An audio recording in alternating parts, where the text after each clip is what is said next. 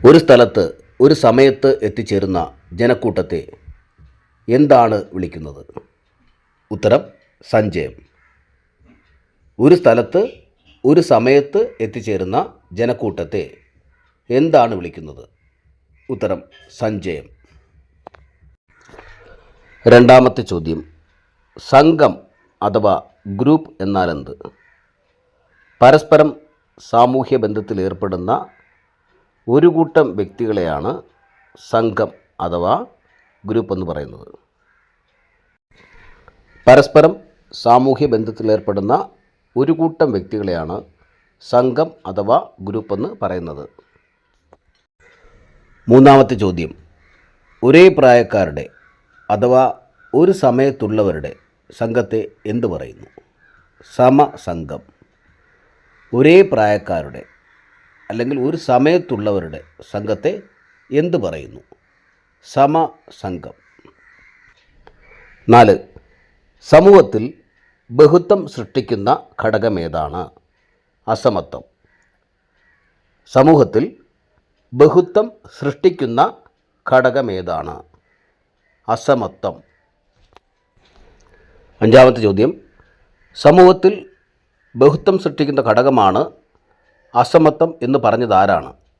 അമർത്യ സെൻ. സമൂഹത്തിൽ ബഹുത്വം സൃഷ്ടിക്കുന്ന ഘടകമാണ് അസമത്വം എന്ന് പറഞ്ഞതാരാണ്? അമർത്യ സെൻ. അടുത്ത ചോദ്യം വളരെ ഇമ്പോർട്ടൻ്റ് ആയ ഒരു ചോദ്യമാണ്.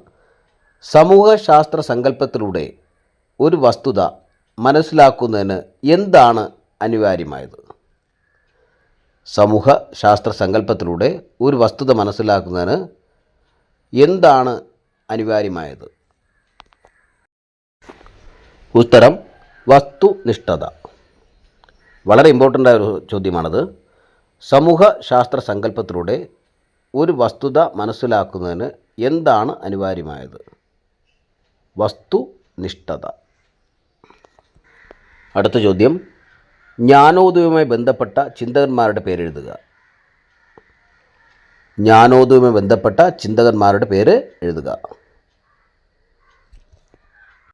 ഉത്തരം റൂസോ, മോണ്ടസ്ക്യൂ, ഡാർവിൻ. ജ്ഞാനോദയവുമായി ബന്ധപ്പെട്ട ചിന്തകന്മാരുടെ പേരെഴുതുക. ഉത്തരം റൂസോ, മോണ്ടസ്ക്യൂ, ഡാർവിൻ. അടുത്ത ചോദ്യം, സമൂഹത്തിൽ ബഹുത്വം സൃഷ്ടിക്കുന്ന ഘടകങ്ങൾ ഏതെല്ലാം? സമൂഹത്തിൽ ബഹുത്വം സൃഷ്ടിക്കുന്ന ഘടകങ്ങൾ ഏതെല്ലാം? ഭാഷ, ജാതി, മതം, ഗോത്രം.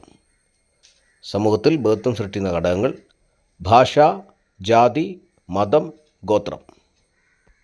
അടുത്ത ചോദ്യം, സമൂഹശാസ്ത്ര സങ്കല്പം എന്ന പദം മുന്നോട്ട് വച്ചതാരാണ്?